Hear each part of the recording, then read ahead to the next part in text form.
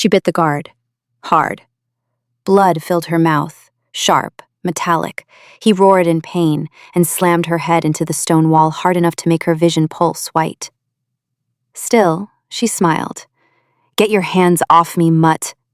They dragged her into the throne hall by her arms, wrists chained, ankles bruised, hair bloodied. Lyra Vale did not look like a queen. She looked like a threat. Good. She wanted him to know exactly what he was dealing with.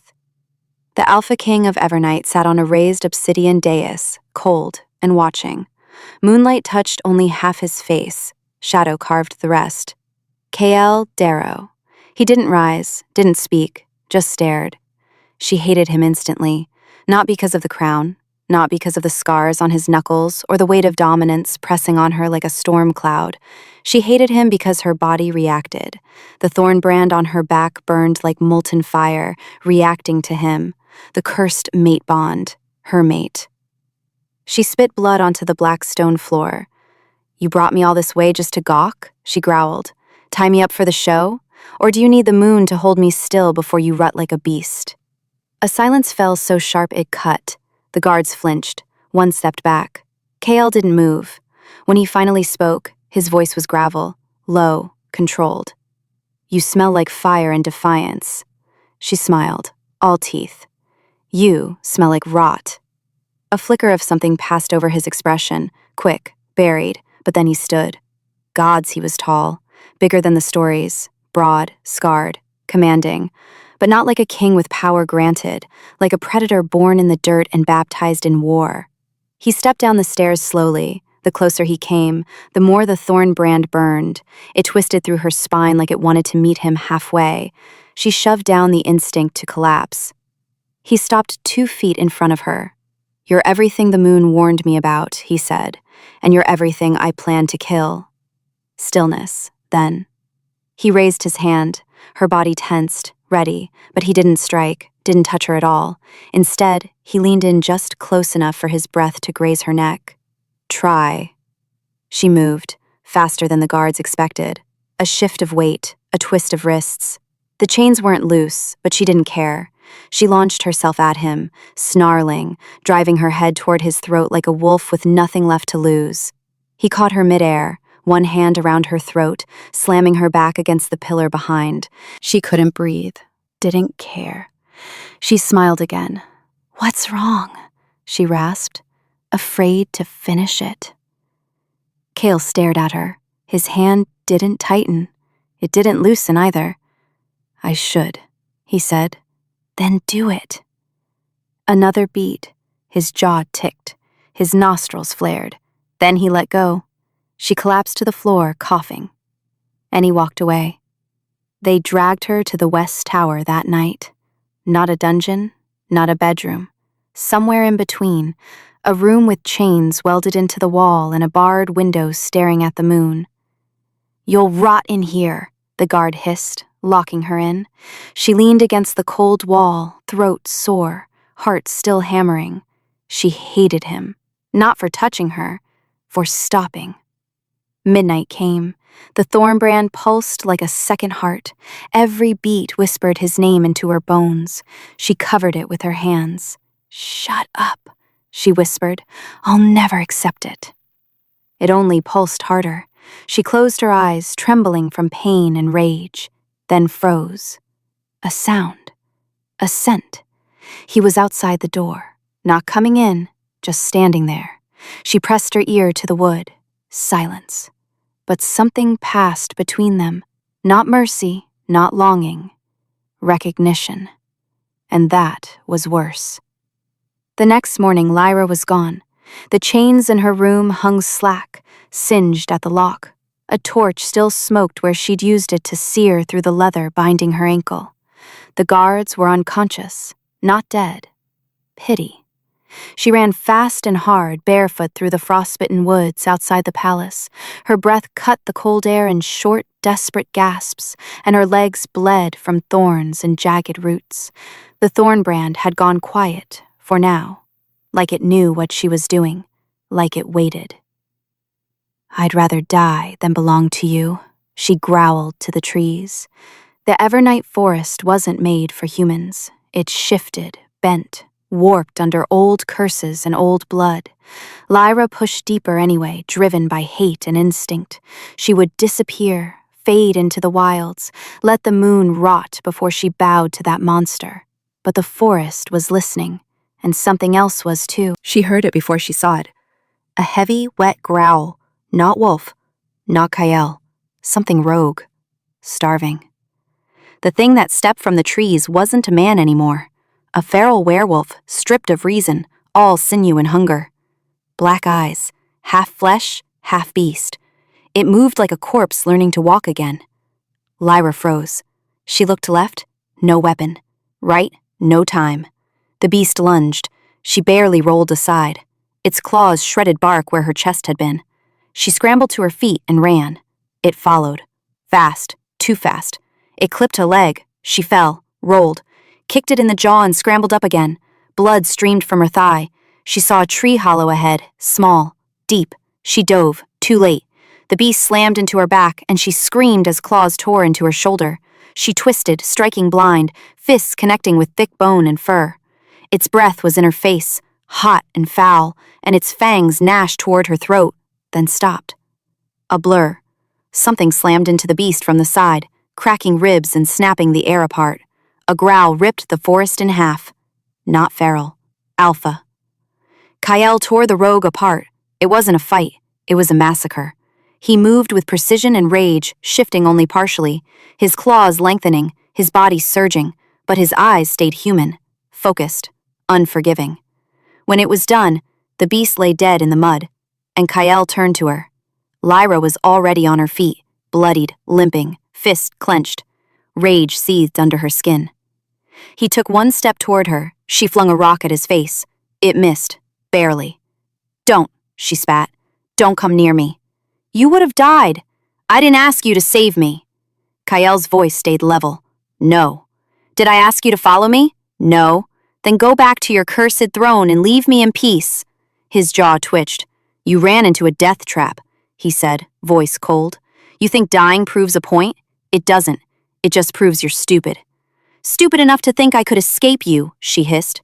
He didn't argue, didn't gloat, just looked at her, bleeding, furious, chest heaving, and turned away. He left her there. Didn't lift her. Didn't speak again. Walked back toward the palace through ash and bone. She watched him go, and for just 1 second, her hand twitched toward his back. Not to stop him, not to thank him, just to understand why he didn't say anything. Why he left her pride even now. Her hand dropped. She limped back alone. Every step was agony. Her shoulder throbbed, her leg pulsed. She wrapped moss around the wound and grit her teeth. She wouldn't owe him anything. But that night, as she lay on the cold stone floor of her room, she whispered into the dark, "I didn't ask for any of this." And the thorn brand warmed. Across the palace wall, Kale stood alone in his war chamber, hand bloodied, jaw locked. He hadn't spoken a word since the forest, but in the dark he muttered to no one. She'd rather bleed than bend. He smiled. Good. The knock on her chamber door came before dawn. Not a guard. Him. Lyra sat on the stone ledge, wrapping fresh bandages around her shoulder, the wound still raw. She didn't answer, didn't look up. She knew that scent. Kale's voice came through the iron. "Get dressed. You're coming with me." She laughed, low and bitter. "You didn't even buy me dinner. Now." The door didn't open. He was giving her the choice. She hated that more than a command. They rode through the forest in silence, 2 wolves trailing behind, no escort, no leash, just her, the Alpha King, and a path winding toward a ridge she didn't recognize. He said nothing, neither did she, but she watched him, the way he held the reins with one hand, the other resting lightly near the hilt of the blade strapped to his hip. How still he was, too still, like he didn't want to be near her either, like he hated every second of this just as much as she did. But he didn't send someone else. That mattered more than she wanted it to. They stopped near dusk. A shattered altar stood ahead, overgrown with vines and claw marks. It reeked of old blood and bad magic. Lyra stepped down first. I'm guessing this isn't a picnic? Cale dismounted behind her. You're here because the moon won't stop screaming when I bring anyone else near it. She turned. So I'm a tool now? He looked at her, dead-eyed. You were always a tool. You just scream louder than most.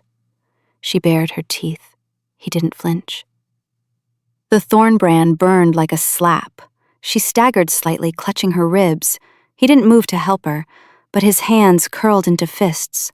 The altar groaned as they stepped closer. Wards pulsed, faded, tried to come alive. Something moved beneath the dirt. Not quite a body, not quite a soul. Lyra took a step back. Cale said nothing, just stepped forward and placed one hand over the moonstone crest. The altar pulsed violently. A blast of power cracked the sky. The ground buckled and Lyra was flung backward. She hit a tree hard. Pain flashed bright and fast. Her breath caught, the world spun. Darkness crawled at the edge of her vision. And then, warmth. Not fire, not light. Hands, strong, rough, holding her up. Her eyes opened. Cale. He held her like she weighed nothing, his jaw tight, his arms braced beneath her thighs and back. Put me down, she hissed, voice shaking. You hit your head. I said put me down. He did. Fast, too fast. She fell. Caught herself on one knee, teeth clenched. Next time, she spat. Let me break my neck. He didn't respond, didn't offer a hand, just turned away again. They camped under a black sky, no fire. Lyra sat wrapped in her own fury, arms crossed, back to a stone outcrop. She watched him from the corner of her eye. He hadn't spoken in hours. He hadn't looked at her since he'd caught her. But when he thought she was asleep, he walked to the edge of the trees and stood there, still, unmoving, like he couldn't let himself rest while she was exposed. She should have hated that. She did. But the thorn brand warmed again, and she cursed the moon. Later, she stirred, restless, cold. Her wound throbbed, the bandage soaked. She gritted her teeth and stood. The moment she moved, Cale turned. He was there in a heartbeat, catching her elbow before she fell again. His hand burned. She shoved him back hard enough to make his feet shift. I said, don't touch me. You're bleeding. No shit, Wolf. She stared at him. He stared right back. Neither moved. Neither blinked. The air between them sizzled. Not magic. Hate. But something underneath it. Thick. Dangerous. Unnamed. Cale's breath slowed. So did hers. He stepped back. I'm not your enemy, he said quietly. You're not my anything. Later that night, as the moon passed above the trees, Lyra sat with her head bowed and her hands clenched. She remembered the way his hands had felt, the warmth, the steadiness. She hated herself for it. She touched her shoulder, where the pain still sat, then whispered, Why didn't you let me fall? They didn't speak on the ride back, not through the deadwoods, not through the frost rain that soaked them to the bone. Not when her leg began bleeding again, and she clenched the saddle hard enough to draw blood from her own palms. Cale didn't offer help. Lyra didn't ask. But when her horse stumbled on the last hill and she nearly slipped from the saddle, she found herself steadied, without a word, without a pause, by his hand at her spine. She shrugged him off with a hiss. His hand dropped. Back in Evernight, she didn't return to her chambers. She limped straight past the guards, down a corridor no one else used, down into the stone-smelling dark of the old cellar rooms. She didn't know why she went there. Maybe to bleed in peace. Maybe to escape the way his silence echoed inside her like a drumbeat. She found a rusted basin, ripped the bandages from her leg.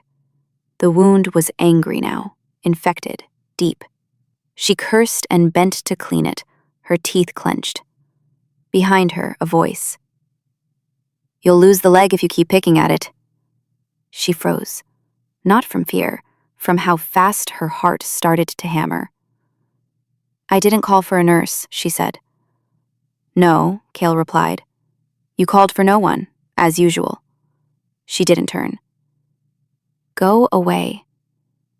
No. Then silence. A beat. A breath. Then footsteps. Closer. She turned fast, hand snapping to the blade at her boot. Cale didn't move, didn't flinch, just dropped a small satchel of herbs and linen at her feet. You'd rather scar than ask for help, he said. I'd rather bleed than owe you anything. He nodded once, not insulted, not amused, just there. Then don't owe me. And he turned to leave. Lyra stared at the satchel. She should have kicked it away, should have thrown it in the fire. Instead, she crouched, picked it up, and began grinding the herbs into paste. Her fingers trembled. From pain, she told herself. Not from what he said. That night, she didn't sleep. The bond throbbed under her skin, low and relentless, like a slow drumbeat deep in her bones. The thorn brand didn't flare. It smoldered, warm, not demanding, like it was waiting for her to admit something she refused to name. The next day, Cale didn't appear. She told herself that was good. She told herself she didn't care, but her eyes flicked to every shadow, every passing step, every door that opened and revealed someone not him. When the healer came to change her bandage, she slapped his hand away. I already fixed it. He blinked. With what? She said nothing, but she didn't let him touch her again. By nightfall, the air was thick with storm. Lightning crackled across the darkened courtyard, casting sharp shadows along the walls. Lyra wandered the west wing like a ghost, unable to sit still. Her legs moved without purpose, her breath stayed shallow. She told herself she wasn't looking for him. Then she saw him. Cale stood in the rain, facing the edge of the wall, shirt soaked through, arms bare. A streak of blood marked his shoulder. Old blood. From her, maybe. From catching her. From holding her. She froze. He didn't see her, didn't turn, just stood there, breathing, bleeding, waiting for nothing. She hated the way her chest ached. She hated the way her fingers curled into fists, not to hit him, but to keep from going to him. She turned, walked away, fast, hard, didn't look back. But that night, alone in her chamber, she whispered to the dark, "Why didn't I thank him?" And the thorn brand flared, faint and warm. The next morning, a message arrived, short, blunt. War party at the border. You ride with me, or stay locked in the hollow. No signature, but she knew. She crumpled the note and burned it, and still, she started packing. They rode in silence again. Rain hit like ash across the trees, black and steady. The horses snorted, restless. Wolves prowled around them, unseen but near. The forest at the border had teeth. Lyra felt them watching, felt him beside her, always just out of reach.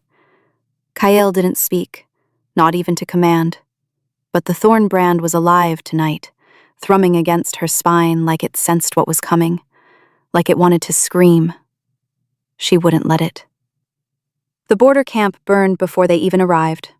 Smoke coiled through the trees as rogue werewolves swarmed the edge of Kyle's territory, tearing into scouts and setting fire to the moonstones that marked the ward line. Lyra saw one of Kyle's men fall, his throat ripped open by a beast twice his size. Kyle surged into the fray without a word. He didn't shift fully. He didn't need to. His claws burst through his knuckles, his eyes went silver white, and he moved like wrath made flesh. Lyra didn't hesitate. She grabbed a blade from the fallen and dove in after him. She didn't think, she didn't feel. She just fought. Steel against claw. Mud in her mouth, blood in her eyes. She moved fast, reckless, too reckless, and it cost her. One of the rogues slammed into her from behind, dragging her to the ground. Teeth snapped toward her throat, and then a blur. Kyle. He was on it. He didn't kill it clean. He ripped it apart, then turned to her, chest heaving, blood down his arms. "You're injured," he snarled. "I can stand. You almost died. And you care?" He stepped forward. She backed up, breathing ragged, mud-covered, blood-slicked. "You want me to say thank you again?" she shouted. "Want me to fall on my knees and kiss your claws?" "No," he said. "I want you to stop trying to die just to prove you hate me." That stopped her. Rain pattered against the leaves. Distant wolves howled. She stared at him. "You think I'm doing this for you?" she spat. "You think my life or my blood or any of this has ever been about you?" "Then why," he said, low and sharp, "do you always run straight into the fire when I'm near it?" "Because I'd rather burn than belong to you." Silence. The thornbrand ignited. Lyra gasped, falling to one knee. The pain was sudden, violent, like something inside her was being ripped open. Cale stepped forward, fast, dropped beside her. She shoved him back. Don't touch me." "You're rejecting it," he said. "Too fast, too hard. It'll tear your soul apart. Then let it. You'll die." "Then let me die!" She screamed the last words, voice cracked, face twisted. He didn't move, didn't flinch, just stared at her like he was watching a blade slide into his own ribs, and said, soft, deadly, "Don't ever say that again." She trembled. Rain soaked them both. The thornbrand pulsed again, blazing until it broke. Not shattered, shifted. The heat changed. Less fire, more weight. Less punishment, more ache. She looked at him, hated what she saw. The way he held still so she could breathe. The way he stayed close enough to catch her but didn't reach for her. The way he didn't tell her what she meant to him, because he didn't think she wanted to hear it. She wanted to scream, to hit him, to kiss me, she whispered. He blinked and didn't move. "Kiss me," she said again, sharp now, "so I know I still hate you after." Cale stepped forward once, twice, and then their mouths crashed. Not soft, not romantic. Violent. Like war, like surrender, like a question neither of them could answer. When they broke, she shoved him back. "I still hate you," she said. "Good," he growled. "Don't you dare fall in love with me. Too late." They stood on the cliff after the last body fell, soaked in blood, breathing hard. The moon rose high above. Cale shifted first. Silver fur, black eyes, teeth like prophecy. Lyra didn't hesitate. She shifted too. Not because the bond commanded it, because she chose it. Two wolves, one howl. Not in pain, not in love, in defiance, together. If this tale of savage bonds, blood-soaked tension, and enemies who burn instead of bend left you breathless, don't forget to like, drop a comment with your favorite scene, and subscribe for more dark romance where love doesn't come easy. It's earned in pain, fire, and defiance. Until next time, stay fierce, stay untamed, and remember, even the fiercest hatred can hide the deepest desire.